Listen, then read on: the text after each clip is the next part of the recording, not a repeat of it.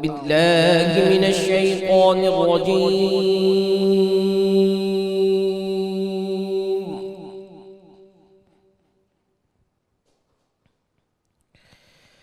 بسم الله الرحمن الرحيم.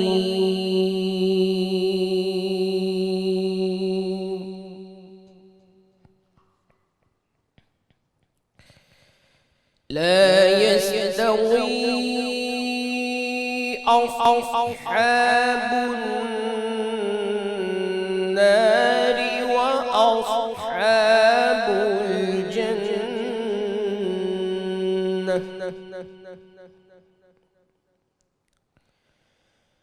أصحاب الجنة هم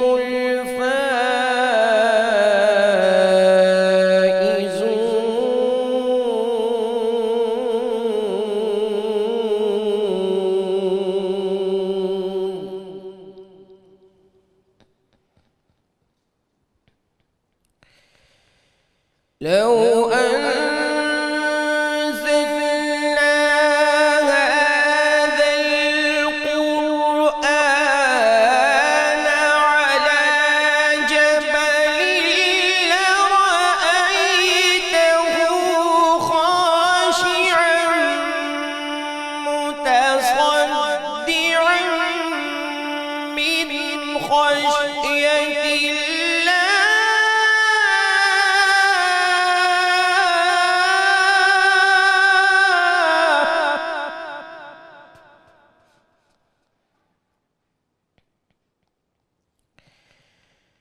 وتلك الأمثال نضربها للناس لعلهم يتفكرون.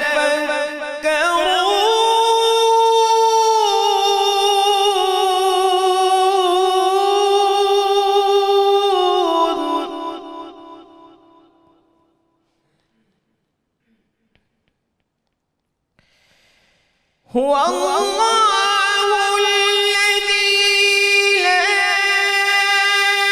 إله إلا هو عالم الغيب والشهادة هو الرحمن الرحيم.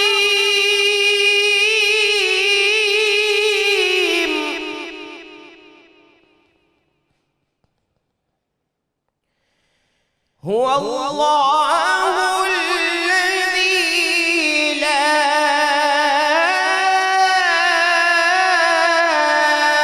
إله إلا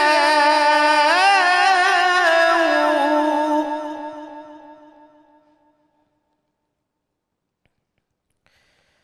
عالم الغيب والشهادة هو الرحمن الرحيم.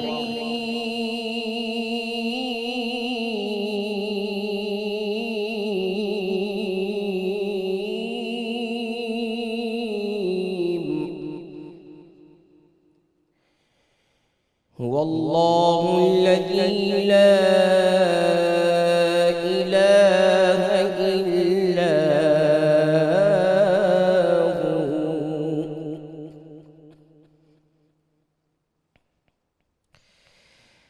الملك القدوس السلام المؤمن المهيمن العزيز الجبار المتكبر سبحان الله.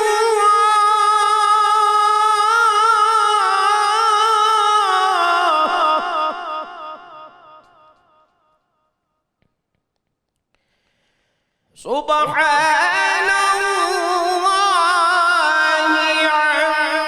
عما يشركون.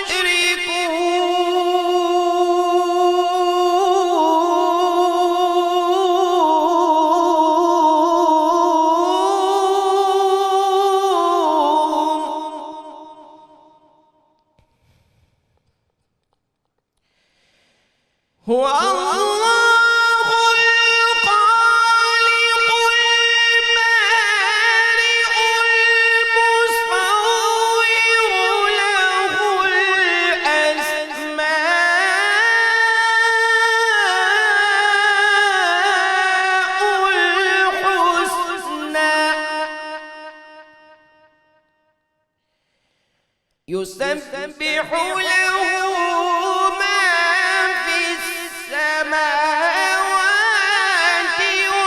والأرض وهو العزيز الحكيم.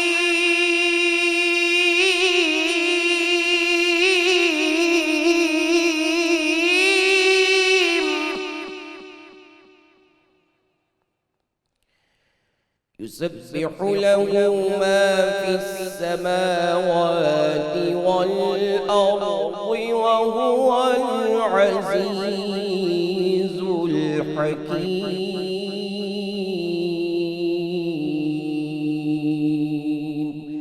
صدق الله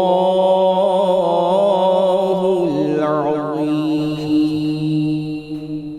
ماشاءاللہ جی ماشاءاللہ سبحان اللہ. ملک معروف قاری جناب قاری محمد کامران قادری صاحب تلاوت کلام پاک فرما رہے تھے اور ہم سب کے قلوب کو منور فرما رہے تھے. الحمدللہ رب العالمین والصلاة والسلام علی سید الانبیاء والمرسلین. اللہم صلی علی سیدنا و مولانا محمد وعلی آلہ واصحابہ وبارک وسلم وصلی علیہ. دنیا کے تمام دیکھنے والوں کو، تمام چاہنے والوں کو، تمام پیار کرنے والوں کو اور جہاں جہاں تک اس وقت میری آواز کو سنا اور مجھے دیکھا جا رہا ہے، جنید اقبال کی جانب سے انتہائی محبت کے ساتھ السلام علیکم. ایک بار پھر ناظرین، رحمت رمضان کی خصوصی براہ راست شریعت میں 29ویں شب کو یعنی 5ویں طاق رات اور ممکنہ شب قدر کے موقع پہ ان حسین سے لمحات میں میں دل کی گہرائیوں سے آپ کو خوش آمدید کہتا ہوں. ناظرین کرام، بس یہ اب جاتے ہوئے لمحات ہیں، پیارے سے لمحات ہیں، خوبصورت سے لمحات ہیں، لطیف سے لمحات ہیں. یہ مہمان بس اب چند گھنٹوں کا مہمان ہے، 2 دن یا 1 دن کا مہمان ہے. ناظرین کس کو معلوم کہ اگلے برس کس کو رمضان نصیب ہو کہ نہ ہو، لیکن آج کی رات بڑی اہم ترین رات ہے صاحب، اور آج ممکنہ شب قدر ہے. خدا نہ خواستہ اگر ابھی بھی رمضان ہم نے غفلت میں گزار دیا ہے تو بگڑا ابھی کچھ بھی نہیں، کچھ بھی نہیں بگڑا. اس کا دربار کھلا ہے، رحمتیں چھماچم برس رہی ہیں. کسی سے اجازت لینے کی، کسی سے پوچھنے کی ضرورت نہیں ہے. کوئی نہیں چاہیے صاحب بیچ میں واسطے اور تعلق کے لیے کہ اللہ کی بارگاہ سے ملا دو. یہ تعلق بھی آپ کا ہے، یہ واسطہ بھی آپ کا ہے، اور آپ نے بلا واسطہ جانا ہے صاحب، بلا واسطہ جانا ہے. کسی کے واسطے کی ضرورت نہیں ہے.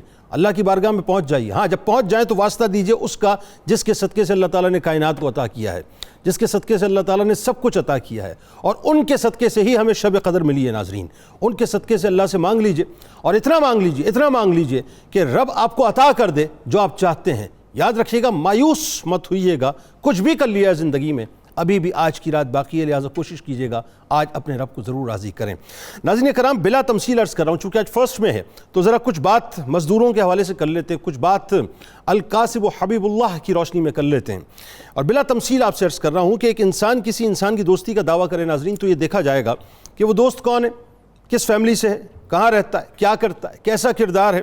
یعنی دوست کا بنیادی طور پر حوالہ ہوا کرتا ہے. ناظرین خدا اس کی کہ اس دنیا کا خالق، اس دنیا کا مالک، اس دنیا کا پالنہار کسی کو اپنا دوست کہے، اپنا محبوب کہے. ناظرین پھر یہ بات یہاں ختم نہ کرے بلکہ رحمت دو عالم صلی اللہ علیہ وآلہ وسلم بھی اس شخص کو، اس کی عظمتوں کو، اس کی رفتوں کی وجہ سے اسے اپنا دوست فرمائے، اپنا محبوب فرمائے. ناظرین تو سوچئے اس کی بلندی، اس کے مقام کا کیا عالم ہوگا کہ جو شخص اپنے ہاتھ سے محنت مزدوری کرتا ہے اور کماتا ہے اور اپنے بیوی بچوں کا پیٹ بھرتا ہے، حلال لقمہ کھاتا ہے. ناظرین اللہ کے نزدیک وہ اللہ کا محبوب ہے، اللہ کا دوست ہے، اللہ کے پیارے کا پیارا ہے. ناظرین کرام، ایک بات میں ابتدا میں آپ سے عرض کروں، بعض لوگوں کی طبیعت پر سستی اور کاہلی اتنی غالب ہوتی ہے اور آرام طلبی ان کی ہڈیوں میں، ان کے گوشت پوست میں اور ان کے خون میں اس حد تک صلاحیت کر چکی ہوتی ہے کہ بیوی بچوں کی تنگ دستی اور ان کی آہ و بکا بھی ان کے اوپر اثر نہیں کرتی. اچھا کچھ باتیں میں نے بڑی آپ سے ایسی کرنی ہے جس کو آپ سمجھنے کی ذرا کوشش کیجئے گا اور آپ کو محسوس ہوگا کہ آپ کے اطراف میں کہیں نہ کہیں ایسے کردار موجود ہیں. یعنی آہستہ آہستہ غیرت و حمیت بھی ان کے دل سے مکمل طور پہ رخصت ہو جاتی ہے.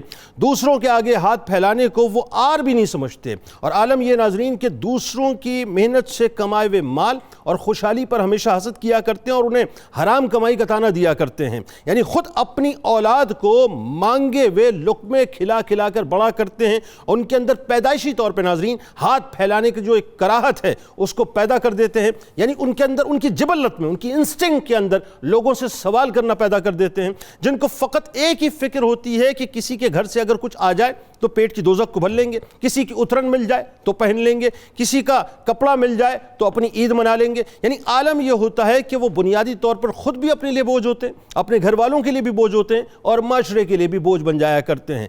ایک بات ناظرین ذہن میں رکھیے گا، بہت سے لوگ، میں بہت سے نوجوانوں کو آج دیکھتا ہوں، وہ شارٹ کٹ کی تلاش میں ہوتے ہیں کہ ان کو زندگی میں کوئی شارٹ کٹ مل جائے، بہت چھوٹا سا راستہ مل جائے اور ایک دم وہ سائیکل سے سیدھا 2.5 فٹ اونچی گاڑی کے اوپر آ جائیں۔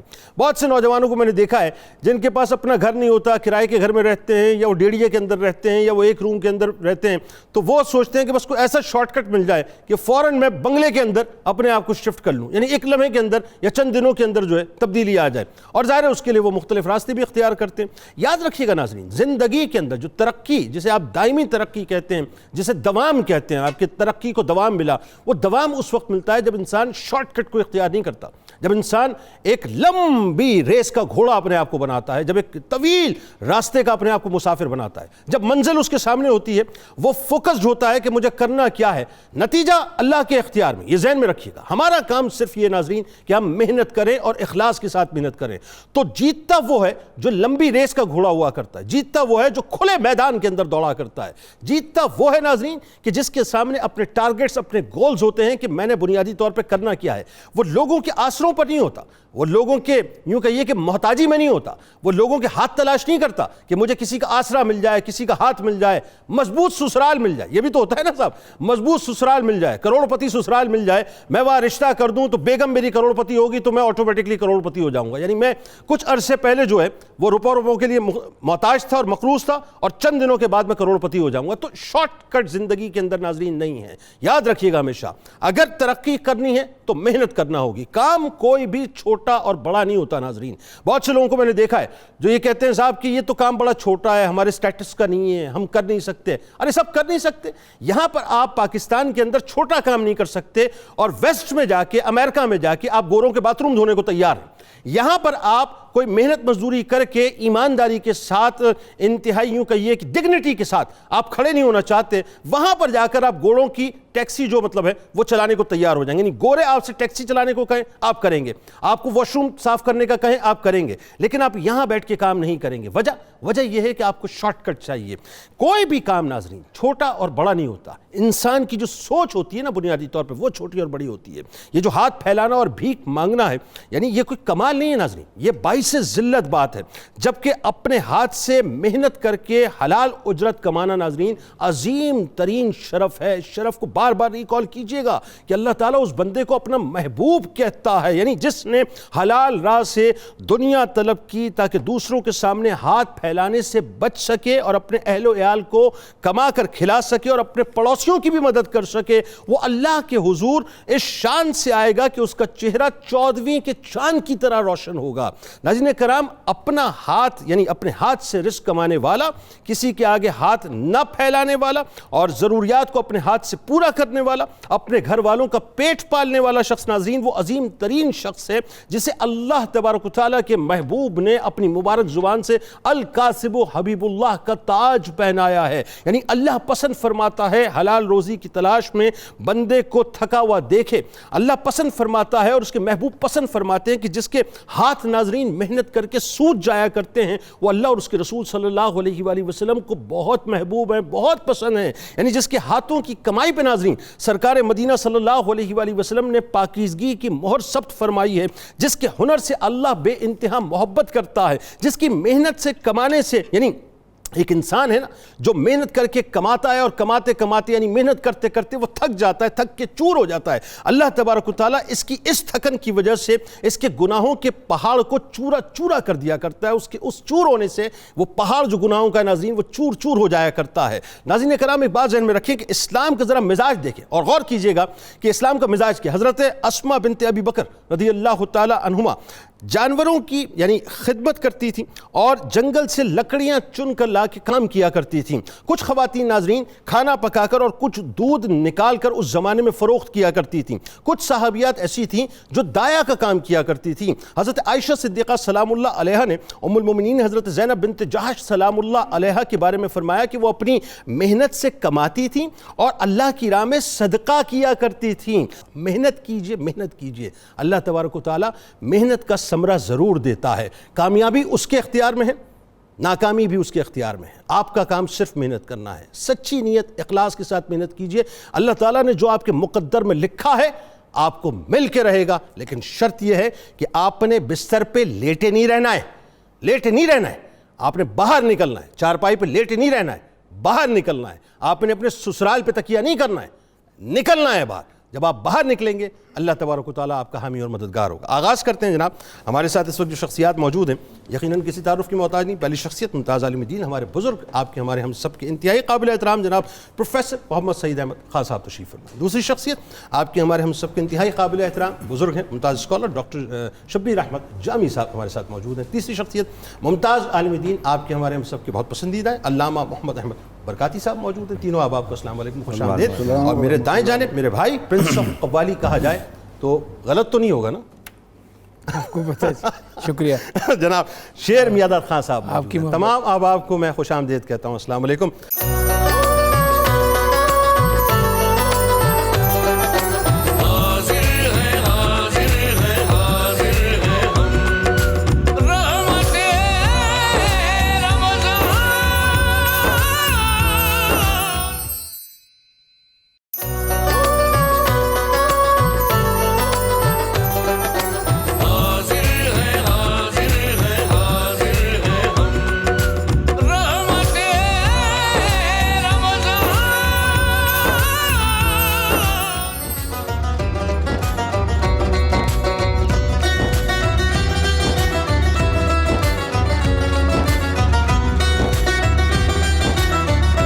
جناب ایک بار پھر میں آپ کو خوش آمدید کہتا ہوں۔ رحمت رمضان کی خصوصی براہ راست شریعت ہے، 29ویں شب ہے، 5ویں طاق رات ہے، ممکنہ شب قدر ہے ناظرین، اور آج چونکہ فرسٹ میں بھی ہے تو ہم نے سوچا کہ ذرا آج اس حوالے سے بھی بات کریں کہ یہ محنت کی فضیلت کتنی ہے اور ہمیں کس حد تک رزق کے حلال کی طرف جانا چاہیے۔ یہ بھی تو ایک سوال ہے نا صاحب، صرف محنت ہی نہیں کرنی ہے بلکہ جو نوٹ ہمارے پاس آنے ہیں وہ صاف ستھرے ہونے چاہیے، پراگندہ نوٹ نہ ہو۔ آغاز کرتے ہیں پروفیسر صاحب، ذرا بتائیے کہ سب سے پہلے تو کسب معاش کی جو فضیلت ہے قرآن اور حدیث کی روشنی میں۔ بسم اللہ الرحمن الرحیم، اللہم صلی علی محمد کما تحب و ترضی۔ بہت شکریہ جناب جنید اقبال صاحب۔ اصل بات تو یہی ہے کہ کمائی تو کرنا ہے لیکن اس میں حلال اور حرام کی تمیز یہ بنیادی اہمیت کی حامل ہے۔ بالکل ٹھیک۔ آپ نے بھی نبی اکرم رحمت عالم صلی اللہ علیہ وسلم کا یہ ارشاد ناظرین کو سنایا کہ کسب الحلال فریضۃ بعد الفریضہ، فرائض کے بعد اہم فریضہ حلال کمانا ہے۔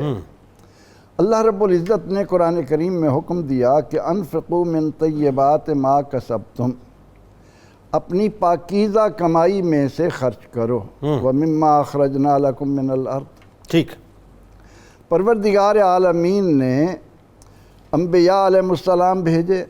آپ نے ذکر کیا ابراہیم علیہ السلام جیسا اللہ کا خلیل کھیتی باڑی کر کے روٹی کماتے تھے۔ حضرت داؤد علیہ السلام اپنے ہاتھوں سے زرہ، لوہے کی زرہ بنا رہے ہیں اور بیچ کر اپنا گزارا کر رہے ہیں۔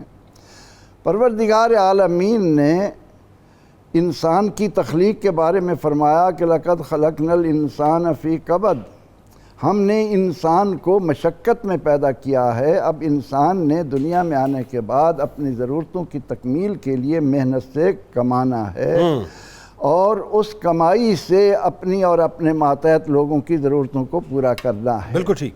پروردگار عالمین نے قرآن کریم میں ہمیں یہاں تک حکم دیا کہ فَإِذَا قُضِيَتِ الصَّلَاةُ، جب جمعہ کی نماز ادا ہو جائے، فَانْتَشِرُوا فِي الْأَرْضِ، تو زمین میں پھیل جاؤ، واہ، وَابْتَغُوا مِنْ فَضْلِ اللَّهِ، اور اللہ کا فضل تلاش کرو۔ واہ سبحان اللہ۔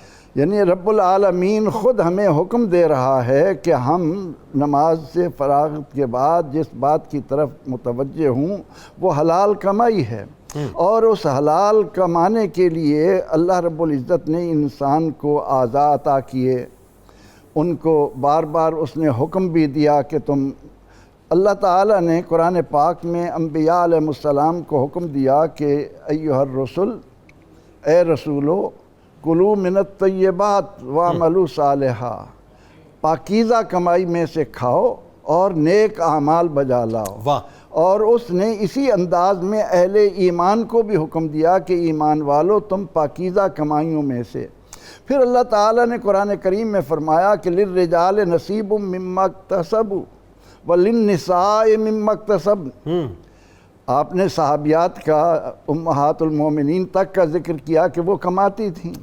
تو پروردگار عالمین فرماتے ہیں کہ مردوں کے لیے وہ کچھ ہے جو انہوں نے کمایا، ٹھیک ہے، اور عورتوں کے لیے وہ کچھ ہے جو انہوں نے کمایا۔ مرد بھی کماتے ہیں، عورتیں بھی کماتی ہیں۔ کیا کہنا، نیکی کی ضرورت مرد کو بھی ہے، حلال اپنا پیٹ حلال روزی سے بھرنا عورت کی بھی ضرورت ہے۔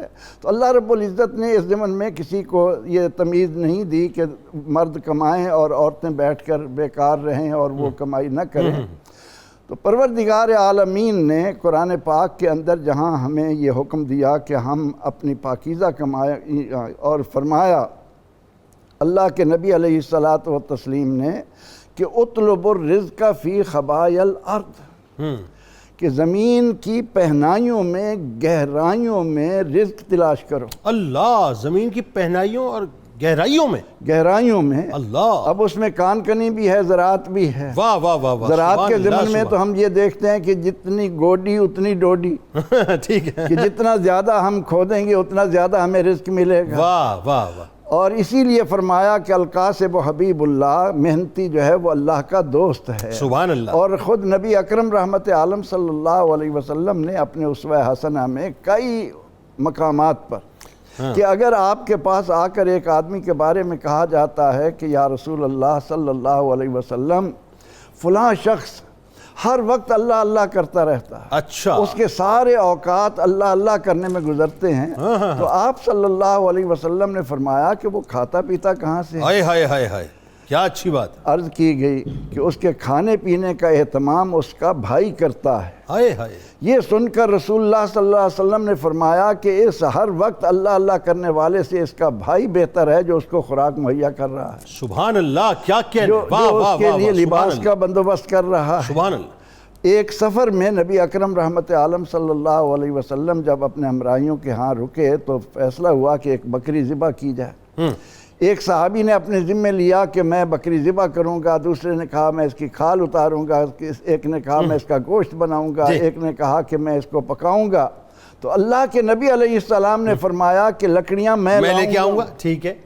صحابہ رضی اللہ عنہم نے عرض کی یا رسول اللہ صلی اللہ علیہ وسلم ہمارے ہوتے ہوئے آپ یہ کام کریں؟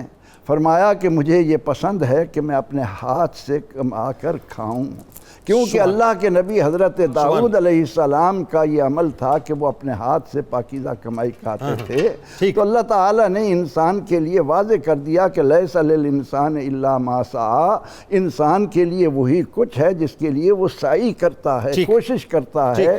تو ان حقائق کی روشنی میں آج اگر مسلمان دنیا کے سامنے سینہ تان کر کہے کہ مزدور کی جو شان اسلام نے بڑھائی ہے، اسلام کے علاوہ کسی کے دامن اس میں بات کرتے ہیں نا آگے جا کے، ظاہر ہے تو مزدوروں کا دن ہے، چونکہ مزدوروں کے حقوق پہ بھی بات کریں گے، اور دنیا میں سب سے پہلے مزدوروں کے حقوق کی آواز کو بلند کسی اور نے نہیں کیا، وہ بھی اسلام نے کیا، اور وہ بھی سرکار مدینہ صلی اللہ علیہ وسلم نے کیا۔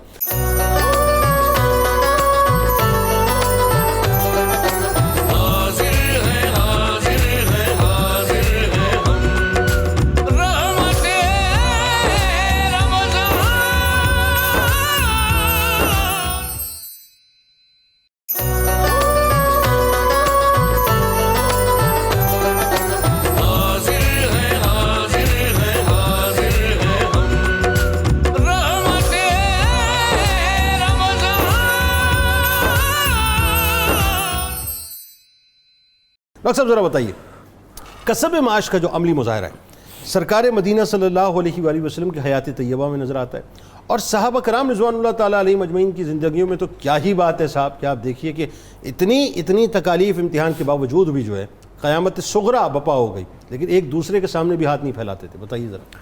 بسم اللہ الرحمن الرحیم، بڑی خوبصورت باتیں ہو رہی ہیں۔ تو حضور نبی اکرم صلی اللہ علیہ وسلم کی ذات گرامی نے اور خود انبیاء کرام نے اور امت کے صالحین نے وہ طریقہ چل کے دکھایا کہ جس میں کسب معاش کا جہاں محنت نظر آتی ہے وہاں معیار بھی نظر آتا ہے. واہ یعنی آپ نے محنت بھی کرنی ہے اور معیار کو بھی قائم رکھنا ہے. واہ واہ. اب اس میں ذرا دیکھیں کہ خواجہ نظام الدین صاحب کی بات ہو جائے تو وہ کہتے ہیں جی رزق کی 4 اقسام ہیں. ایک ہوتے رزق مقسوم، ایک ہوتے رزق مملوک، ٹھیک ہے، ایک ہوتے رزق حرام، ٹھیک ہے، ایک ہوتے رزق موعود. ٹھیک ہے. ان سے پوچھا کہ رزق مقسوم کیا ہے؟ وہ تو اللہ تعالیٰ نے جو آپ کی تقدیر میں لکھا ہے وہ تو آپ کو مل کر ہی رہے گا. واہ. اور ایک ہے رزق مملوک، اچھا وہ جس کے لیے آپ نے محنت کرنی ہے، ٹھیک ہے. اور محنت اور کوشش کر کے اس کا مالک بننا ہے. واہ. اور ایک ہے رزق حرام، آپ محنت تو کر رہے ہیں، وہ رزق آ بھی رہا ہے لیکن وہ رزق حلال بن کے نہیں آ رہا، رزق حرام بن کے آ رہا ہے. یعنی راستہ صحیح نہیں ہے، راستہ آپ کا ٹھیک محنت کا راستہ ہی صحیح نہیں ہے. اور رزق موعود یہ ہے کہ اگر آپ صحیح معنی میں متقی بن جائیں تو اللہ تعالیٰ آپ کو رزق کی فراوانی دے گا. واہ واہ. تو اس کا مطلب کہ رزق کے باب میں ہم جب انبیاء کرام علیہ السلام کی سیرت کو پڑھتے ہیں تو ہمارے لیے سب سے بڑا نمونہ کامل رحمت للعالمین علیہ السلام کی سیرت مبارکہ ہے. تو آپ نے جوانی کے عالم میں بلکہ بچپن کو بھی شامل کر دیں، حضرت ابو طالب رضی اللہ تعالی عنہ کے ساتھ باقاعدہ تجارت کے ہنر سیکھے. واہ واہ. یعنی آپ کی سیرت میں یہ بھی ملتا ہے کہ آپ نے کئی اسفار اس لیے بھی کیے کہ میں ذرا دیکھوں کہ یہ تجارت کیا ہوتی ہے، واہ. سامان کیسے لے جاتے واہ. ہیں، کیسے بیچتے ہیں. واہ. تو لگتا یہی تھا کہ آپ کی یہی قابلیت حضرت خدیجۃ الکبریٰ سلام اللہ علیہا تک جب پہنچی تو انہوں نے جو آپ کو ایک وسیع مال تجارت دے کر اور اس پر امین بنا کر معاہدہ کر کے جو آپ کو بھیجا، جو ہماری سیرت کی کتابوں میں محفوظ ہے. اگر آج کا جو سستی اور کہلی کا مارا ہوا بندہ ہے وہ سیرت طیبہ کے ذرا اس باب کو تو پڑھ کے دیکھے کہ ہمارے نبی اکرم صلی اللہ علیہ وسلم نے کس وجد اور کیف کے ساتھ تجارت فرمائی ہے. مطلب ضروری نہیں ہے کہ بیچارہ اٹھنے کی بھی محنت کرے، بستر پہ لیٹے لیٹے پڑھ لے تو ہو سکتا ہے اٹھنا شروع ہو جائے پھر وہ. جی. اس کے علاوہ پھر انبیاء کی پوری لسٹ ملتی ہے. حضرت آدم علیہ السلام ہل جوتتے تھے، حضرت داؤد علیہ السلام زیرہ بناتے تھے، حضرت ادریس علیہ السلام لباس کا کام کرتے تھے. تو یہ ساری ترتیبیں ملتی ہیں. حضرت موسیٰ علیہ السلام کا جب حضرت شعیب علیہ السلام کے ساتھ تربیت کے لیے بھی وہاں گئے اور وہاں ٹھہرے بھی صحیح، تو انہوں نے آپ کی تربیت کے لیے 8 یا 10 سال یہ بکریاں چرانے کا کام آپ سے لیا. تو یہ جو کسب معاش کرنا یہ ہوتا کیا ہے؟ اللہ تعالیٰ نے انسان کا ایک پورا میکنزم بنایا ہے. یہ جسم کو طاقت چاہیے، ٹھیک ہے، لیکن اس کو اگر آپ حلال کی طاقت دیں گے تو یہ حلال کی طرف پرواز کرے. درست ہے. حضور نبی اکرم صلی اللہ علیہ وسلم کا بڑا مشہور فرمان سنیے. حضور نبی اکرم صلی اللہ علیہ وسلم نے فرمایا کہ اگر تم حلال کھاؤ گے، حلال کام کرو گے، ٹھیک ہے، جنت میں جاؤ گے. ٹھیک ہے. اگر تم نے حرام کمایا، تم حرام کاری کرو گے، ٹھیک ہے، اور تمہارے اندر قتل و غارت عام ہوگا. تو آج ہمارے معاشرے میں جو قتل و غارت یا بد اخلاقی اور برائی کا اتنا بہتات ہے، اس کی بنیادی وجہ یہ ہے کہ ہمارے رزق میں حرام بہت زیادہ. اس پہ بات کرتے ہیں آگے. دیکھیں صحابہ کرام رضوان اللہ تعالیٰ علیہ مجمعین میں سیدنا صدیق اکبر رضی اللہ تعالیٰ کو اس گہرائی کو چیک کریں کہ آپ باقاعدہ خلیفہ بن چکے ہیں اور اس دوران بھی آپ اپنا مال تجارت کو لے کر جا رہے ہیں. تو حضرت عمر رضی اللہ تعالیٰ عنہ آپ سے ملتے ہیں. ان کا جناب خلیفہ ہونے کے بعد جو ذمہ داریوں کا ایک تفصیل لسٹ ہے وہ کام کون کرے گا اگر آپ تجارت کے لیے جا رہے ہیں؟ تو آپ نے کہا میں تو جو اسلام کو سمجھو وہ بھی کام میں نے کرنے ہیں، یہ بھی کرنے ہیں. انہوں نے کہا نہیں، اس کے لیے ہم آپ کا متبادل بناتے ہیں. تو پھر صحابہ کی مجلس شورا جب بیٹھی اور انہوں نے جو کام کیا تو اس میں سیدنا صدیق اکبر کا وہ کتنا تاریخی جملہ تھا جو مدینے کا عام بندہ گزارا کر رہا ہے. ایک مزدور کی جو مزدوری ہے اس کے برابر میرا روزینہ لگایا جائے اور میں اس کے مطابق زندگی گزار کے دکھاؤں گا. یعنی آپ یہ دیکھیے کہ ایک مزدور کو اگر میں یوں کہوں تو سیدنا صدیق اکبر رضی اللہ تعالیٰ عنہ نے ایک پریسٹیج اور مقام دیا کہ جتنی اس کی مزدوری ہوگی ایک خلیفہ وقت کی اتنی مزدوری ہوگی. پھر حضرت عبد الرحمن بن عوف رضی اللہ تعالیٰ عنہ کتنی آپ کی ایکسپورٹس ہوتی تھیں. آپ حضرت عثمان بن عفان رضی اللہ تعالیٰ عنہ امپورٹس اور ایکسپورٹس آپ کی ہوتی تھیں. اچھا، حلال روزی کا جب تصور ہے نظر علامہ صاحب اس پہ آتے ہیں کہ یہ بڑا ایک اہم ترین نقطہ ہے جس پہ ابتدا میں تھوڑا سا اشارہ ہوا کہ ایک شخص سے محنت کر رہا ہے، ٹھیک ہے جی، اب محنت تو وہ بھی کر رہا ہے جو حرام کما رہا ہے، محنت وہ بھی کر رہا ہے جو حلال کما رہا ہے، ٹھیک ہے، اور ایک وہ ظاہر ہے جس کو محنت کرنی نہیں ہے، لیکن جو محنت کر رہا ہے اس کو یہ پتہ ہونا چاہیے کہ میرا راستہ کیا ہے، آیا کہ غلط راستہ ہے صحیح راستہ ہے. تو جو حلال روزی کمانے کا تصور ہے، اس کی فضیلت ہے قرآن و سنت کی روشنی میں، وہ ذرا بتائیے. بسم اللہ الرحمن الرحیم. انتہائی اہم ترین موضوع ہے جس پہ آج آپ نے انتخاب کر کے گفتگو کرنے کا موقع دیا ہے. شکریہ. اس حوالے سے کہ یہ ایک سوچ بھی دے گا سننے والوں کو، دیکھنے والوں کو، کہ جو مزدور طبقہ ہے اگر کہیں پر خدا نخواستہ ان کے حقوق غصب ہو رہے ہیں تو ان کو یہ تسلی رہے کہ جہاں ہمارے حقوق ایک طرف غصب ہو رہے ہیں تو پھر اللہ کی رحمت دوسری طرف سے ہمارے شامل حال ہو رہی ہے. واہ. ان کو تسلی رہے گی. اور اگر یہ تسلی نہ ہو تو پھر یہی چیز معاشرے کے اندر انتشار کا بھی باعث بنتی ہے کہ کبھی کبھی انہی مزدوروں میں سے پھر خود سر لوگ اٹھتے ہیں جو معاشرے کا پھر امن تباہ کرتے ہیں. درست. تو اس لیے یہ انتہائی اہم ترین موضوع ہے. اور اس حوالے سے ہم اس میں جب قرآن مجید فرقان حمید کو پڑھتے ہیں تو قرآن مجید نے فرمایا لیس للانسان الا ما سعی. انسان اصل اسی چیز کا ہی حقدار ہے جس کی اس نے کوشش کی. ٹھیک ہے. جس پہ محنت نہیں کی یہ اس کا مالک نہیں ہے. ٹھیک. خواہ وہ اعمال صالحہ ہیں یا وہ دنیا کی کمائی ہے، رزق ہے. تو اس حوالے سے قرآن مجید فرقان حمید نے جو انبیاء کرام علیہ الصلوۃ والسلام کو احکامات دیے وہی ان انبیاء کی امتوں کو بھی عطا کیے. درست. اور کہا کہ پاکیزہ کھاؤ. پاکیزہ کیا کرے گا؟ یہ آپ کی رہنمائی کرتا ہے جنت کی طرف جانے، اور ناپاک آپ کو کھینچتا ہے جہنم کی طرف. اب اٹریکشن ہے دونوں طرف. تو رستہ آپ نے روٹ کون سا اختیار کرنا ہے یہ آپ کے اپنے بس میں. وَهَدَيْنَاهُ النَّجْدَيْنِ. اللہ نے یہ دونوں رستے آپ کو بتا دیے. اب اس کے بعد فَأَلْهَمَهَا فُجُورَهَا وَتَقْوَاهَا. ناجائز کس طرح کھانا ہے وہ بھی سمجھا دیا، اور جائز کیسے کرنا ہے وہ بھی اللہ تعالیٰ نے آپ کو سمجھا دیا ہے. جو جائز ہے وہ تقویٰ تک لے کے جائے گا، اور جو ناجائز ہے وہ آپ کو فسق و فجور کی طرف لے کے یعنی ناجائز سے کیسے بچنا یہ بھی بتا دیا. جی. اور حلال راستہ کیسے اختیار کرنا ہے. بالکل. تو اب دیکھتے ہیں قرآن مجید میں فرمایا یا ایھا الذین آمنوا کلوا من طیبات ما رزقناکم. یہ بہت ہی پیارا انداز فکر اللہ نے عطا کیا کہ اے ایمان والو کھاؤ اس میں سے جو ہم نے تمہیں دیا ہے پاکیزہ میں سے. یہ پاکیزہ میں سے کھانا یہ کتنا بڑا کام ہے. رب فرماتا ہے وَاشْكُرُوا لِلَّهِ. جو پاکیزہ کھاتے ہو یہ اللہ کی اتنی بڑی نعمت ہے کہ وہ کھانے کے بعد اللہ نے جو تمہیں رزق حلال دیا ہے اس پہ اللہ کا شکر ادا کرنا ضروری ہے. سبحان اللہ. سبحان. یعنی یہ جو ہم رزق حلال کھاتے ہیں یہ نہ سمجھے کہ بس کھایا اور گیا، یہ تو اللہ کا بہت بڑا فضل ہوا ہے. آپ رزق حلال کھا گئے، اب اللہ کی ذات نے جو آپ کو رہنمائی دی ہے، جو آپ کو حوصلہ اور ہمت اور یہ رستہ دیا ہے، اب وہ مالک اس بات کا حقدار ہے کہ اس کا شکر ادا کیا جائے. پھر اسی طرح رب کائنات نے مزید فرمایا یا ایھا الناس کلوا مما فی الارض حلالا طیبا ولا تتبعوا خطوات الشیطان. حلال اور پاکیزہ کھاؤ، شیطانی رستوں کی پیروی نہ کرو، ناجائز کھانے کی طرف مت چلو. تمہارا مقدر جب حضور کا امتی ہونا ہو گیا تو اب رزق حرام تمہارا مقدر نہیں ہونا چاہیے. تمہارا مقدر جب اتنے شان والے نبی تمہیں ملے ہیں تو پھر رزق بھی تمہاری شان والا ہی چاہیے، اور اس سے رزق حلال سے بڑھ کے اور کوئی رزق نہیں ہو سکتا. حضور صلی اللہ علیہ وسلم پہ نازل ہونے والا پاک کلام قدم قدم پہ ہماری نہ صرف رہنمائی کرتا ہے بلکہ حوصلہ افزائی بھی کرتا ہے کہ آپ جو کچھ اعمال صالحہ کر رہے ہو ان کے بدلے میں اللہ تعالیٰ آپ کو کیا عطا فرما رہا ہے. اور اس ضمن میں فرمایا وَكُلُوا مِمَّا رَزَقْنَاكُمْ حَلَالًا طَيِّبًا وَاتَّقُوا اللَّهَ. اب یہ نہیں کہ میں نے بہت سا حلال کما لیا تو اب پھر میں خود سر ہو جاؤں، اب میرے سے سنبھالا نہیں جا رہا تو میں ایک معاشرے کو انتشار کا اپنی دولت کی بنا پہ شکار کروں. نہیں، وَاتَّقُوا اللَّهَ. اب اللہ سے ڈرتے بھی رہو. یہ نہیں کہ میرے پاس بڑا پیسہ آ گیا میں بدمعاش بن جاؤں. نہیں، وَاتَّقُوا اللَّهَ. جب رب نے تمہیں دے دیا تو اس کو بچانے کا طریقہ ہے کہ اللہ تعالیٰ سے ڈرتے رہو.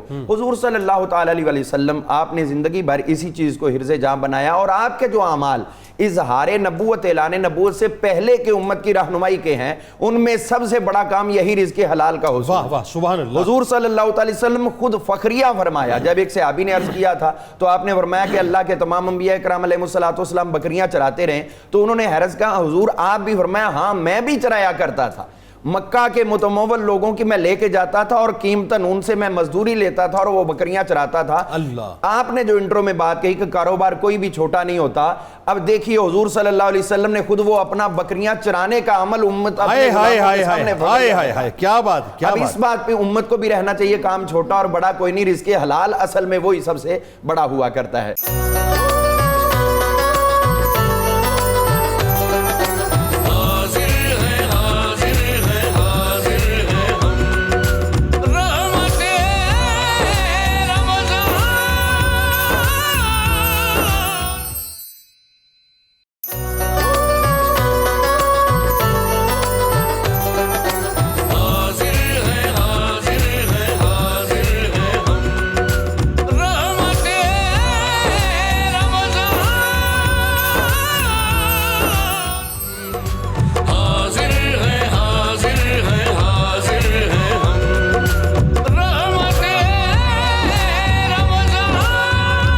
جناب ایک بار پھر آپ کو خوش آمدید، اور آئیے سلسلے کو وہیں سے جوڑتے ہیں ناظرین جہاں پہ ٹوٹا تھا. اور اب جو بڑی اہم ترین بات اس وقت میں پروفیسر صاحب کی زبانی آپ کو سنانے والا ہوں، اس کو بہت توجہ سے سنیے گا صاحب. اور اس میں وہ لوگ بھی آ جائیں گے ظاہر ہے جو کاروبار کرتے ہیں، اپنا کام کرتے ہیں، محنت مزدوری کرتے ہیں، چاہے وہ ہاتھ کی کمائی ہے ویسے، اور وہ لیبر طبقہ بھی آئے گا جو کسی کے ماتحت کام کرتا ہے. اب جو حرام کمائی کا تصور ہے ناظرین، اس سے بچنا کیسے، اس کے لیے وعیدیں کتنی سخت ہیں قرآن و حدیث میں، یہ اب آپ کو بتلاتے ہیں. اور یہ بھی ذرا سمجھتے ہیں صاحب کہ جو لوگ اپنی ٹائمنگز میں ڈنڈیاں مارتے ہیں، کیا وہ بھی خدا نخواستہ اپنی کمائی کو جو حرام کر رہے ہیں؟ ذرا پروفیسر صاحب بتائیے اس حوالے سے حرام کمائی سے بچنے کی جو تاکید کی گئی اور جو وعیدیں بیان کی گئی. اللہ رب العزت نے قرآن کریم میں اپنے بندوں کو حکم دیا کہ لا تاکلوا اموالکم بینکم بالباطل وتدلوا بها الی الحکام لتاکلوا فریقا من اموال الناس. کہ لوگوں اپنے درمیان ناجائز طریقے سے مال کسی کا مت کھاؤ، اور نہ ہی اس انداز سے اپنے معاملات کو حکمرانوں کے پاس لے جاؤ تاکہ تم لوگوں کا مال کھا سکو.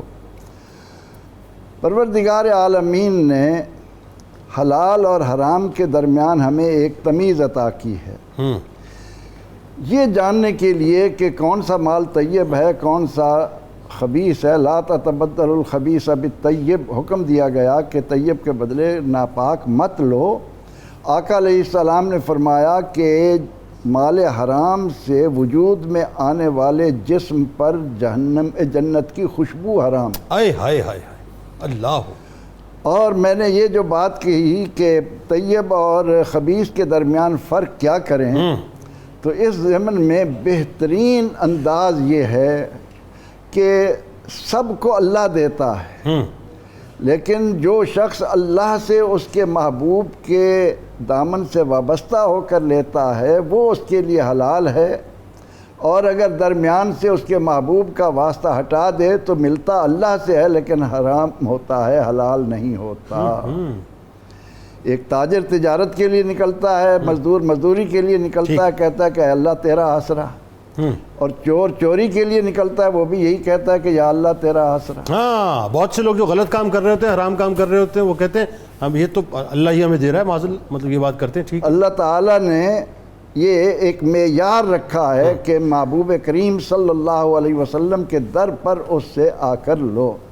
اور پھر دنیا کے اندر جو شخص بھی کسی کا حق مارتا ہے، جو مال ناجائز طریقے سے لیتا ہے، وہ حضور سید عالم صلی اللہ علیہ وسلم کے اس ارشاد کو سامنے رکھے کہ قیامت کے دن اس کی نیکیاں اس کو دے دی جائیں گی. اور اگر کسی نے زمین کے اعتبار سے کسی کا حق مارا ہے تو جتنا ٹکڑا زمین کا کسی نے غصب کیا ہے، قیامت کے دن توق بنا کر اس کے گلے میں ڈال دیا جائے گا کہ لے تو نے دنیا میں اس بات کی پرواہ نہیں کی تھی. اور حلال اور حرام کے ضمن میں یہاں پر میں اپنے دیکھنے والوں کو ایک بہت پیارا واقعہ پیش کروں گا جو یقینی طور پر ان کو ان حقائق کو سمجھنے میں مدد دے گا. ایک پیارا نام ہے ہماری تاریخ کا، عمر بن عبد العزیز رحمۃ اللہ علیہ. علماء لکھتے ہیں کہ خلیفہ منصور کی خدمت میں حضرت عبد الرحمن بن قاسم بن محمد بن ابی بکر آئے رضی اللہ عنہ. وہ ان سے کہنے لگے کہ آپ مجھے کچھ نصیحت کیجئے. واہ، بڑا زبردست واقعہ ہے، اس کو سمجھنے کی کوشش کریں سننے والے، دیکھنے والے. کہ منصور حضرت عبد الرحمن سے کہتا ہے کہ مجھے کچھ نصیحت کیجئے. وہ فرماتے ہیں کہ اپنے مشاہدے سے کروں یا سنی سنائی بات کروں؟ واہ. منصور کہتا ہے نہیں، اپنے مشاہدے سے بات کروں. واہ. تو حضرت عبد الرحمن فرماتے ہیں کہ منصور سن، عمر بن عبد العزیز کا جب آخری وقت آیا تو ان کے پاس 17 دینار تھے. ان 17 دینار میں سے 5 دینار ان کی تجہیز و تکفین پر خرچ ہوئے. 2 دینار میں قبر خریدی گئی. اللہ اکبر. باقی 10 دینار بچے، وہ 11 بیٹوں میں تقسیم ہو گئے. یہ خلیفہ وقت کی بات ہو رہی ہے، خلیفہ وقت کی. خلیفہ وقت کی. حلال اور حرام کے امتیاز کو آپ معمولی سطح سے لے کر اوپر تک ذرا نظر دوڑائیں، یعنی لاکھوں میل پہ جن کی حکمرانی ہے. جی ہاں. اب اس کے مقابلے میں ہشام بن عبد الملک کے مرنے کے بعد جب اس کا ورثہ تقسیم کیا گیا تو اس کے بیٹوں کو 10-10 لاکھ دینار ملے. اوہو. عبد الرحمن فرماتے ہیں کہ میں نے اپنی زندگی میں عمر بن عبدالعزیز کے بیٹوں میں سے ان کی اولاد میں سے ایک کو دیکھا کہ وہ دن میں 100 گھوڑے صدقہ کر رہا ہے، ہائے ہائے جنہیں وراثت میں 1 دینار بھی نہیں ملا ہائے تھا۔ ہائے ہائے ہائے، اور اس کے مقابلے میں ہشام بن عبد الملک کی اولاد کو میں نے دیکھا کہ وہ بھیک مانگ رہی ہے۔ اللہ اللہ، یہ ہے حلال اور حرام کے کیا اچھی مثال آپ نے، کیا اچھا واقعہ ہوتا ہے۔ واہ، تو نبی اکرم رحمت عالم صلی اللہ علیہ وسلم نے انسان کے لیے بہترین کمائی وہ فرمائی ہے جو انسان اپنے ہاتھ سے محنت کر کے اپنے اندر اپنے بچوں کو کھلاتا ہے اپنے لیے۔ ٹھیک، حضرت سعد رضی اللہ عنہ کے ہاتھوں کو اللہ کے نبی علیہ السلام نے دیکھا، مزدور کی عظمت کا آپ نے ذکر واہ کیا۔ واہ واہ واہ، حضور علیہ السلام نے ان کے ہاتھوں کو دیکھا کہ گٹے پڑے ہوئے ہیں، سیاہ ہو رہے ہیں۔ آئے، اللہ کے نبی علیہ السلام نے ان کے ہاتھوں کو پکڑ کر فرمایا میرے ساتھ تیرے ہاتھوں کی یہ حالت کیوں ہے؟ عرض کی یا رسول اللہ صلی اللہ علیہ وسلم پتھر توڑتا ہوں، آئے، پہاڑوں پر کام کرتا آئے۔ ہوں، اس سخت کام کی وجہ سے میرے ہاتھوں کی یہ کیفیت ہو رہی ہے۔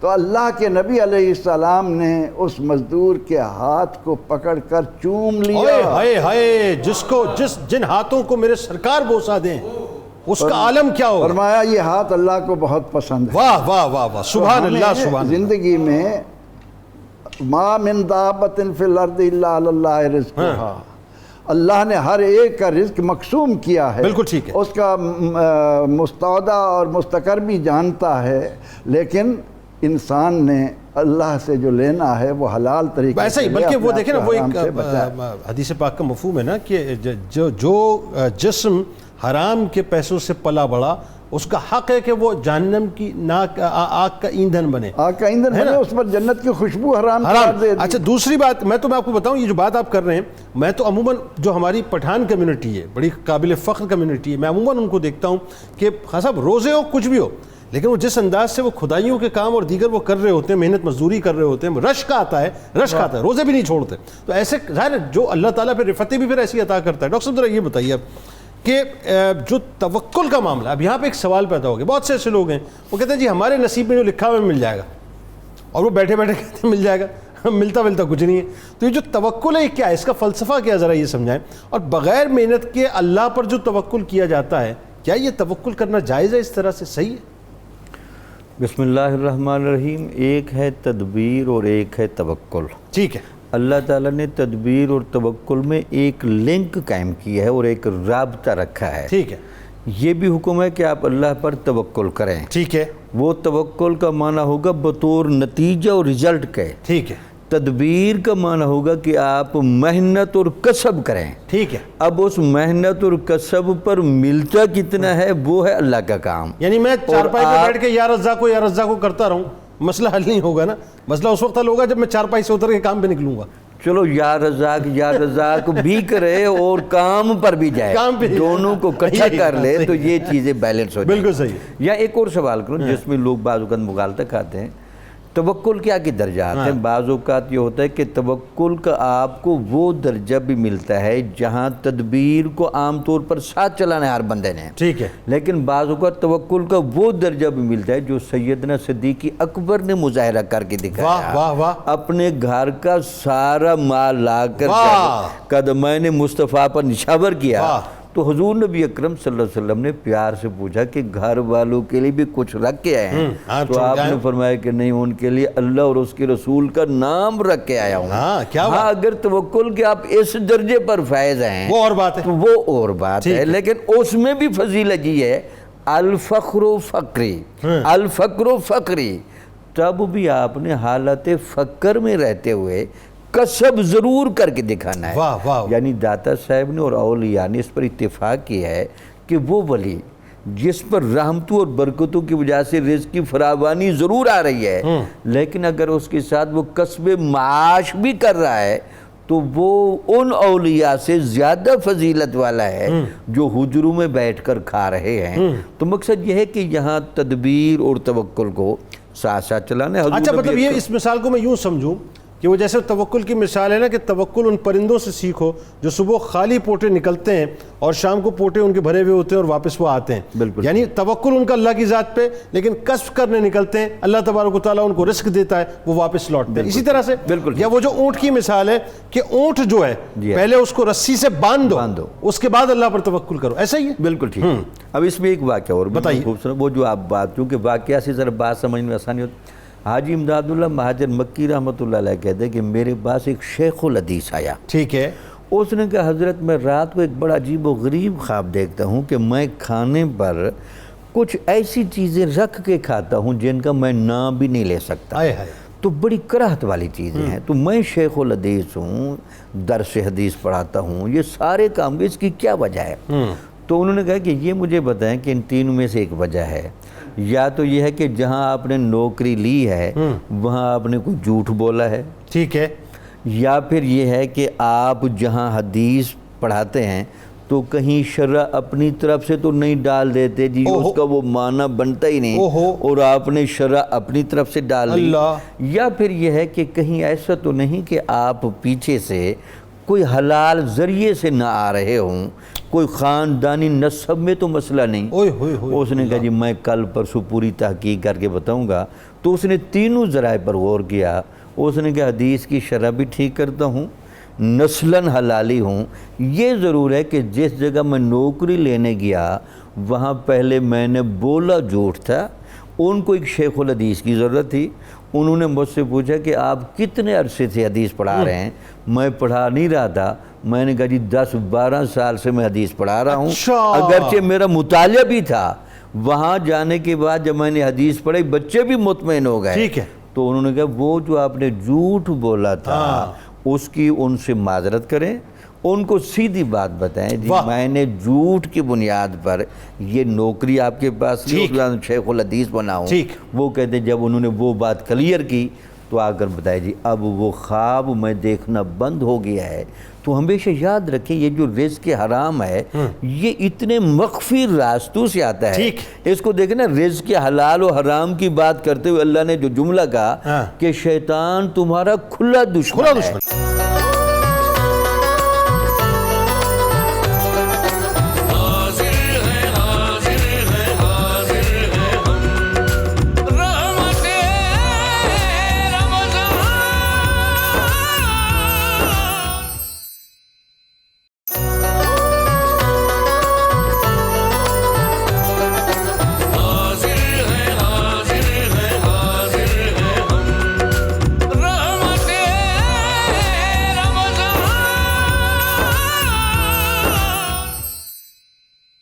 اچھا اب ذرا مجھے یہ بتائیے، اس میں اب ایک جو پہلو ہے، ایک تو وہ لوگ آ گئے کہ جو محنت کرتے ہیں، مزدوری کرتے ہیں. ایک وہ لوگ ہیں جنہیں مطلب وہ اپنا شوق ہوتا ہے کہ بس وہ گھر میں بیٹھے رہیں اور لوگوں سے مانگ مانگ کے کھاتے رہیں. بچے بھی اسی پہ پل رہے ہوتے ہیں، بیوی بھی اسی پہ پل رہی ہوتی ہے، گھر بھی اسی پہ پل رہا ہوتا ہے، رشتہ دار آتے ہیں، کچھ نہ کچھ مل جاتا ہے. تو یہ جو ہاتھ پھیلانے والے ہیں ان کی ممانعت کیوں کی گئی؟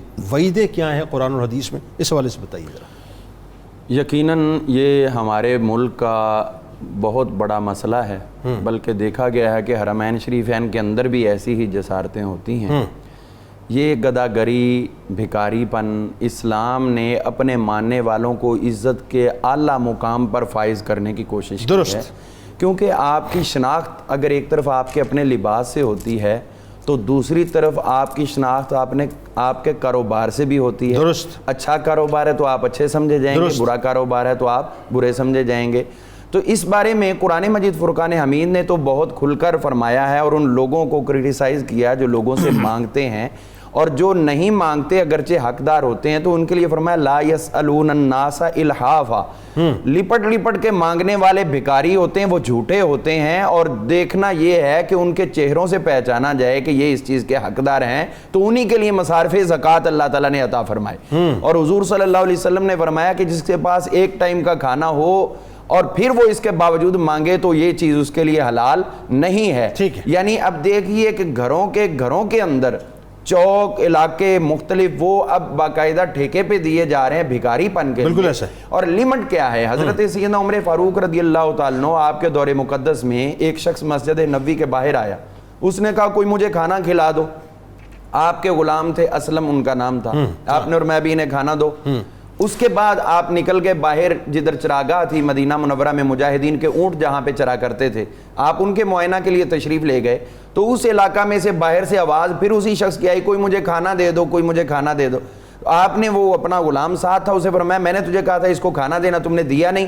تو کہنے لگے حضور میں نے تو دے دیا تھا۔ تو انہوں نے کہا پھر کیوں مانگ رہا ہے؟ تو اس کے بعد آپ نے فرمایا چلو اس کو بلا کے لاؤ۔ اس کو طلب کیا گیا تو اس کے پاس ایک زنبیل تھی، اس میں دیکھا گیا تو بہت سی روٹیاں تھیں، کھانے پینے کی چیزیں تھیں۔ تو آپ نے فرمایا اس نے تجھے کھانا کھلایا؟ تو کہنے لگے جی کھلایا۔ تو کہنے لگے پھر اس کے باوجود آپ نے کیوں مانگا؟ آپ نے اس کو زجر و توبیخ بھی کی، ڈانٹ ڈپٹ بھی کی، اور جتنا کھانا تھا آپ نے اس سے وہ کھانا لے لیا اور لے کر جو اصل مستحق تھے ان کو دے دیا، اور فرمایا کہ جس کو ایک ٹائم کا کھانا مل چکا ہے اب دوسرے ٹائم کا مانگنا اس پہ یہ ناجائز ہے، کیونکہ اب یہ درجہ ہے وہ جو آپ نے کہا کہ پرندے جاتے ہیں، تو اب یہ درجہ ایک ٹائم کا مل گیا، اگلے ٹائم کا اللہ پہ توکل کر۔ واہ تو واہ اب توکل کیا ہے؟ جب آپ محنت کرتے ہیں، علامہ اقبال نے تو بہت بخوبی اس چیز کو واضح کر دیا نا، آپ فرماتے ہیں توکل کا یہ مطلب ہے کہ خنجر تیز رکھ اپنا، انجام اس کی تیزی کا مقدر کے حوالے کر۔ ہمارا کام ہے محنت کرنا، اور اس محنت کے ثمرات کیا ہیں، نتائج کیا ہیں، وہ اللہ تعالیٰ خود عطا فرمائے۔ کیا کہنے، واہ۔ حضور صلی اللہ تعالی علیہ وسلم آپ کی خدمت طیبہ طاہرہ میں ایک مہاجر شخص آیا جنہوں نے اپنا سب کچھ چھوڑ دیا تھا اللہ اور اس کے رسول کے لیے، اور صرف ان کے پاس ایک پیالہ تھا اور ایک ٹاٹ تھا جس کو بچھا کے وہ آرام کرتے تھے۔ تو وہ آ گئے اور کہنے لگے میں جس طرح سوال کیا جاتا ہے انہوں نے سوال کیا کہ مجھے عطا کریں۔ تو آپ نے فرمایا تیرے گھر میں کچھ ہے؟ یہ سوچنے کی بات ہے آج کے معاشرے میں جو لوگ مانگتے پھر رہے ہیں، اور کوئی چوک کوئی اشارہ ایسا نہیں ہوتا جہاں پہ کوئی گاڑی رکے اور ایک انبوہ کثیر مانگنے والوں کا وہاں آ جائے۔ اب یہاں پر یہ ہوا ہے کہ آپ نے اس کو یہ نہیں کہا بھی اس کو دے دیں، بلکہ فرمایا تیرے پاس ہے کیا؟ اس نے کہا جی یہ دو چیزیں، فرمایا لے آؤ۔ جب وہ لے کے آیا ہے تو آپ نے وہاں خود اس کی بولی لگائی، فرمایا اس کو کوئی خریدے، اس کے خریدار 1 درہم میں بنے۔ آپ نے فرمایا نہیں اس سے زیادہ ریٹ لگاؤ۔ ایک صحابی نے 2 درہم لگائے، آپ نے وہ لے لیے، 1 درہم اس کو دے دیا، 1 درہم کا کلہاڑا منگوایا، دستہ منگوا کے خود اپنے دستے مبارک سے ٹھوکا، اور فرمایا اب تم چلے جاؤ جنگل میں، اور 1 مہینے سے پہلے مجھے شہر میں نظر نہیں آنا، چلے جاؤ یہاں سے۔ اور وہ چلے گئے، وہاں سے لکڑیاں کاٹ کے بیچتے، مہینے کے بعد آئے تو انہوں نے آ کے عرض کیا حضور جو آپ نے مجھے عطا کیا تھا اس کی برکت یہ ہے کہ میرا 1 مہینے کا کھانے کا بھی بندوبست ہو چکا ہے، اور دراہم کثیرہ میرے پاس جمع 10 دراہم۔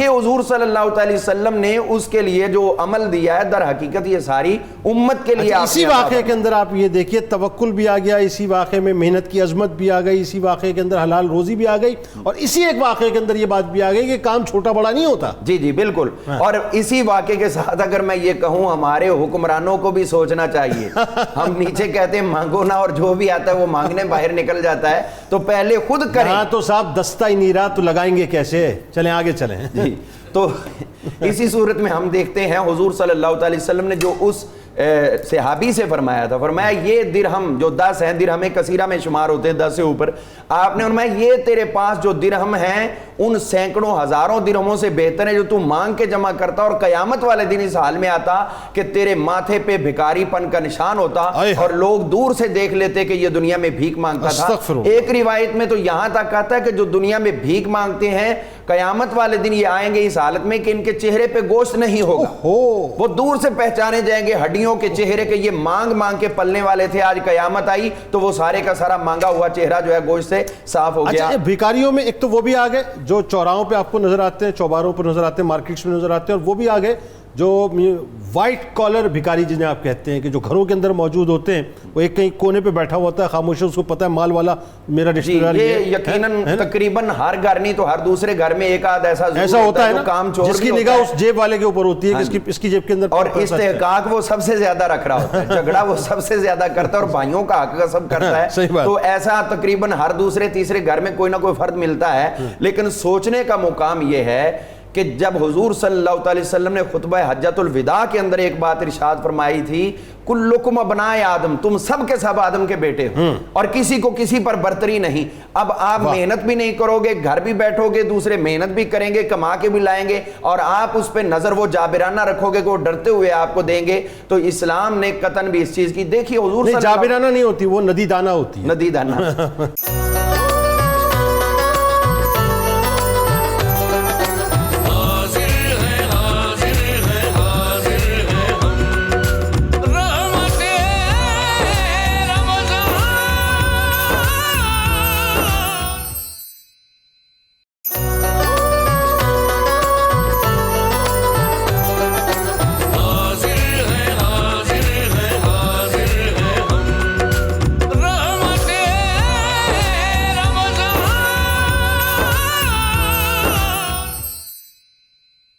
پروفیسر صاحب یہ فرمائیے کہ مزدوروں کے جو حقوق ہیں وہ کیا کیا ہیں، ایک بات. دوسرا یہ کہ جس کی ماتحتی میں وہ کام کر رہے ہیں کیسے اس شخص کو اپنے سب آرڈینیٹس کو جو اس کے ہاتھ کے نیچے کام کر رہے ہیں ان کے حقوق کا خیال رکھنا چاہیے؟ پہلی بات تو یہ ہے کہ اسلام نے مزدور کو جو عظمت دی ہے وہ اسلام کے علاوہ کسی مذہب کے دامن میں نہیں ہے. درست.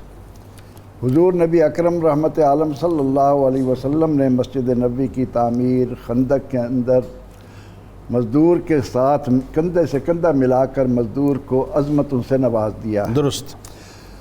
مزدور کا حق یہ ہے کہ حضور سید عالم صلی اللہ علیہ وسلم نے فرمایا کہ اس کی مزدوری اس کے پسینے کے خشک ہونے سے پہلے اس کے حوالے کرو. واہ، یہ اس کا حق ہے.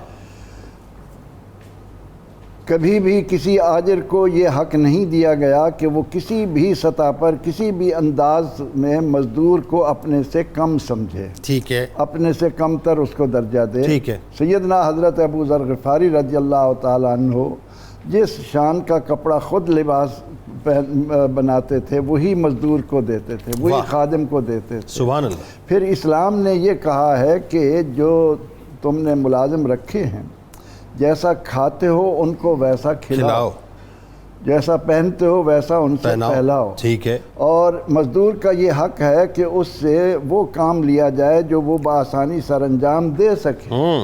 اور رمضان المبارک میں تو خاص طور پر اسلام نے کہا کہ اس کو مزید رعایات دو تاکہ وہ بھی تمہارے ساتھ اس کی ٹائمنگز میں تخفیف کر دی جائے. علی مرتضیٰ رضی اللہ تعالی عنہ اپنے خادم کو ساتھ لے کر جاتے، مزدور کو ساتھ لے کر جاتے اور اس سے فرماتے کہ تم اس لباس میں سے میرے لیے لباس پسند کرو. واہ. اب مزدور حضرت علی رضی اللہ عنہ کے لیے جو لباس پسند کرتا وہ آپ خرید کر مزدور کو دیتے ہیں. واہ واہ واہ، کیا کہنے، واہ واہ، سبحان اللہ. مزدور اپنے لیے جو لباس پسند کرتا وہ آپ اپنے لیے پسند فرما کیا کہنے، کیا تو نبی اکرم رحمت عالم صلی اللہ علیہ وسلم نے اپنی تعلیمات عالیہ کے ذریعے ہمیں مزدوروں کو انسان سمجھنے، ان کو اسی طرح کی مراعات دینے کا حکم دیا ہے کہ جس کی وجہ سے ان کی انسانیت جو ہے کسی طرح بھی مجروح نہ ہو. سبحان اللہ. اس میں ایک سوال اور آ گیا ڈاکٹر صاحب، اور یہ بڑی اہم ترین بات ہے. بہت سے نوجوان، جیسا کہ میں نے ابتدا میں ایک بات کہی تھی کہ کام چھوٹا بڑا نہیں ہوتا، انسان کی سوچ جو ہوتی ہے وہ بنیادی طور پر اس کا مائنڈ سیٹ چھوٹا بڑا ہوتا ہے. تو ہمارے یہاں جو تصور کیا جاتا ہے کہ ہماری دانش میں کہ جی یہ کام چھوٹا یہ ہم نہیں کریں گے، یہ کام بڑا اس کو ہمیں کرنا، اور اس چکر کے اندر زندگی ہم فارغ کر دیتے ہیں. بتائیے. یہ بڑی خوبصورت بات آپ نے کی ہے. اصل تو کام جتنے بھی ہیں رزق کے حلال کا سبب بننے والے، ان میں سے کوئی کام چھوٹا بڑا نہیں. ٹھیک ہے. اصل تو فرق پڑتا ہے معیار کے اعتبار سے. ٹھیک. اگر یہاں بھی میں خوبصورت واقعہ سناؤں تو پلیز سر، آپ ویسے آپ خوبصورت ہیں، باتیں بھی خوبصورت ہیں، واقعات بھی خوبصورت ہیں. اس میں لکھا ہے کہ حضرت عبداللہ بن مبارک رحمۃ اللہ علیہ نے 6 لاکھ بندوں کے ساتھ حج کیا. اس زمانے میں اولیاء کی ایک روٹین ہوتی تھی کہ حج کرنے کے بعد یہ مراقبہ کرتے تھے بھئی دیکھیں یہ حج مقبول ہوا یا نہیں. تو ان کو بتایا گیا کہ جتنے حاجی آئے تھے ان میں سے تو کسی کی وجہ سے حج مقبول نہیں ہوا، لیکن شام کے اندر ایک موچی بیٹھا ہے جو جوتیاں گاٹھنے کا کام کرتا ہے، تو اس کی وجہ سے حج سب کا قبول ہوا. واہ واہ، سبحان اللہ. وہ عبداللہ بن مبارک وہاں گئے، جا کر دیکھا کہ ایک جوتیاں گانٹنے والا بندہ ہے، اس کی صحبت میں جا کر بیٹھتے ہیں. بھئی یہ جوتیاں گانٹتا ہے، اس کا کیا کمال ہے کہ اس کی وجہ سے ہم 6 لاکھ بندوں کا حج قبول ہوا. تو اس سے ذرا جب علائق سلائق ہوئی تو اس سے پوچھا کہ کیا وجہ ہے کہ آپ نے کون سا کام کیا ہے. اس نے کہا جی میں ایک جوتی گانٹنے والا بندہ ہوں، 20 سال سے میری خواہش تھی کہ میں حج کروں. اب 20 سال سے میں پیسے جوڑ کے رکھ رہا تھا، اب اس موقع پر ہو گئے تھے اور میں ذہنی طور پر تیار بھی تھا. لیکن ہمارے گھر کے ساتھ کچھ ہمسائے رہتے ہیں جو دیگر مذہب کے لوگ ہیں. 2-3 دن سے ہم سنتے رہے کہ وہاں سے رونے کی آواز آتی تھی. تو میں نے اپنی بیگم کو بھیجا کہ ذرا پتہ کریں کوئی تکلیف ہے، کیا مسئلہ ہے. بچے اور عورتیں ساری روتی ہیں. تو جب آپ کی زوجہ گئی تو اس نے بتایا جی یہ غیر مذہب لوگ ہیں، یہودی ہیں یا عیسائی ہیں. تو یہ کہہ رہے ہیں جی ہمارا جو بندہ کمانے والا تھا وہ اس لائق نہیں کما سکے، ہم کچھ عرصے سے باہر سے چیزیں لا کے پکاتے رہے، اب وہ بھی چیزیں نہیں مل رہی، تو اس وجہ سے اب ہمارے پاس سوائے رونے دھونے کے کچھ بھی نہیں. تو جب آپ کو آ کر بتایا تو آپ نے کہا جی میرے سارے جو حج کے پیسے ہیں نا آئے ہائے۔ یہ اٹھا کر ان کو دے دیں۔ آئے ہائے ہائے۔ جب یہ پیسے دیے گئے تو وہ جو جوتیاں گانٹھنے والا بندہ ہے اس کو اللہ تعالیٰ نے خواب میں سارا حج بھی کروایا، آئے ہائے۔ اور اس کی وجہ سے 6 لاکھ بندوں کا حج بھی قبول کیا۔ سبحان اللہ، کیا کیا یہ کیا بندہ کون ہے؟ کیا کیا؟ وہ جوتیاں گانٹھنے والا، لیکن مقام اور مرتبہ مقام اللہ کی مرتبہ نزدیک۔ سبحان اللہ، کیا کہنا آخر میں علامہ صاحب اب ذرا فائنل نوٹ پہ یہ بتا دیجئے، ہمارے یہ تصور ہے صاحب، چونکہ ظاہر ہے اب مہنگائی بہت زیادہ بڑھ گئی ہے، کمائی کے راستے بہت کم ہوتے جا رہے ہیں اور پریشانیاں لوگوں کی بہت ہیں۔ اسلام اگر مثال کے طور پہ ایک مرد پورا نہیں کر پا رہا اور عورت کو بھی کام کے لیے نکلنا پڑ رہا ہے، تو اسلام کیا کہتا ہے اس حوالے سے؟ کیا اجازت دیتا ہے کہ دونوں ہی محنت مزدوری کر سکتے ہیں؟ جی یقیناً عورت کے لیے ایک اسلام نے تحفظ کا ماحول اگر مہیا ہو چکا ہے تو اس کو بالکل اسلام نے اجازت عطا کی ہے، ٹھیک ہے، کہ عورت اپنا کاروبار کرے، بزنس کرے، اور اسلام نے نہ صرف اس بارے میں اجازت دی ہے بلکہ اس کی حوصلہ افزائی بھی فرمائی ہے۔ خود نبی کریم صلی اللہ علیہ وسلم آپ کی ازواج مطہرات کئی جو ہیں وہ کام کیا کرتی تھی، جس طرح حضرت زینب بنت جحش رضی اللہ تعالیٰ عنہا اگرچہ 10,000 درہم آپ کا سالانہ وظیفہ مقرر تھا، اور 10,000 میں سے اگر اس دور میں کوئی خرچ کرنا چاہتا تو زیادہ نہیں 1,000 درہم میں سال آرام سے گزرتا تھا، لیکن اس کے باوجود وہ 9,000 درہم بھی اللہ کی راہ میں خرچ کیا کرتی تھی، اور ساتھ میں اپنے ہاتھوں سے کام کرتی، چمڑا کی دباغت کرنا پڑتی یا دستکاری کرنا پڑتی، تو ان چیزوں کو بیچ کے ان کے پیسے لے کر بھی آپ اللہ کی راہ میں صدقہ کرتی، لیکن یہ کام کرنے کی ان کو رکاوٹ نہیں ہے۔ اسی طرح ابو جہل، اس کی والدہ جب مسلمان ہو گئی تو وہ بھی عطر فروشی کرتی تھی، ان کے بیٹے ایک عبداللہ بن ربیعہ تھے تو وہ یمن سے ان کو بھیجا کرتے تھے خوشبویات، اور یہ پھر ادھر سیل آؤٹ کیا کرتی تھیں اور لوگ عورتیں جا کے ان سے خریدا کرتی تھی۔ اسی طرح حضرت جابر رضی اللہ عنہ آپ کی خالہ جان تھیں، تو انہوں نے ایک باغ تھا ان کا، یہ عدت میں تھی، جب ادھر جانے لگی تو لوگوں نے منع کیا ابھی آپ کیوں نکل رہی ہو، تو وہ آقا کی خدمت میں گئیں تو آقا نے فرمایا کہ آپ جاؤ اپنے باغ کی جا کے حفاظت کرو، معاملہ کرو، اس میں سے جو کمائی ہوگی ہو سکتا ہے اللہ تعالیٰ اپنی راہ میں آپ کو خرچ کرنے کی توفیق دے، یہ آپ کے لیے اجر بڑھ جائے۔ تو اس طرح یہ تاریخ بھری پڑی ہے، صحابیات، تابعیات اور تبع تابعیات، یہ تمام جو ہیں وہ کاروبار اگر کرنا چاہتی تو ان کو روکا نہیں جاتا تھا۔ تو آج بھی اگر جو کہہ لیں کہ تحفظانہ ماحول کے ساتھ اگر ان کو ایسی کوئی ضرورت پیش ہے تو اسلام اس کو ڈسکرج نہیں کرتا بلکہ ان کی حوصلہ افزائی کرتا ہے۔ بہت شکریہ آپ تینوں، آپ کا